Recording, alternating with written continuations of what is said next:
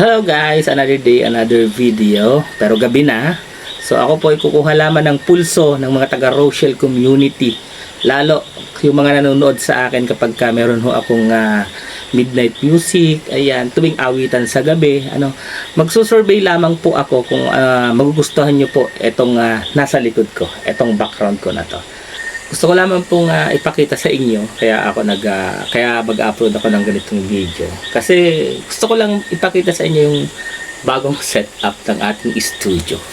Pagkagabi, halimbawa, kantahan yung ating gagawin.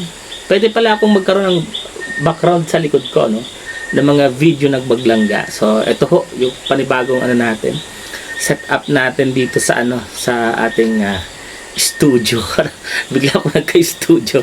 Ano kayo sa palagay nyo? Okay ba? Kaya lang nakita ko kulay brown to, kulay brown. Pero kung puti kasi siya, naisip ko rin kung puti, masyadong makaagaw atensyon naman. So, parang background ko lang kasi yung mga video ng maglangga tuwing mag-aawitan tayo or kung meron tayong mga topic sa mga pakilig moments, di ba? Yung mga topic tayo ng kanilang mga video. Parang ang gandang tingnan, di ba? Kung makikita nyo.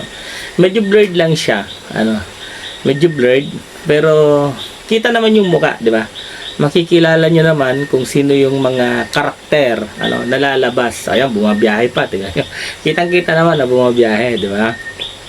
So, napakaganda pala na meron tayong ganito sa likod. Ngayon ko lang to napagtanto na pwede ko palang gawin to, na pwede palang mangyari to.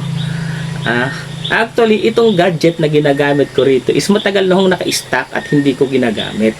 So, naisip ko lang, nasabi ko, bakit nga ba tuwing may awitan tayo, tuwing gabi, at total, namimiss nyo ang maglangga. Yung mga video nila na masasaya, na magkasama sila, yun na lang yung aking magiging background dito, para at least, hindi man natin sila kasama, hindi man ninyo sila nakikita na magkasama, at least sa likod ko habang ako'y umaawit, di ba? Kasama natin sila.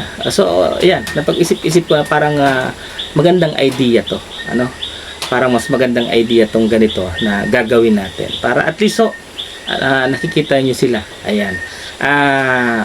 Sabihin nyo po kung okay sa inyo o hindi, kung approve sa inyo o hindi. Kasi pag hindi, di ko to gagamitin. Oo.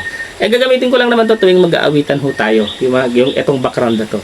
Pero sa ibang mga live ko, sa ibang mga live, hindi ko naman siya gagamitin, syempre. Dito lang sa live ko na to, kung tuwing may awitan tayo. Kasi syempre, sabi nyo nga, namimiss nyo ang maglangga. So, ayan. Nakikita nyo si Dodong Roel nasa likod ko, kitang-kita naman. Kumbaga, mamumukhaan nyo naman kung ano ho yung nangyayari na nire-record natin dyan sa likod ko. So, eto po, survey lang. Kung gusto nyo na tuwing mag-aawitan tayo, tuwing gabi, meron ho tayo nito. So, ayun, maraming salamat po.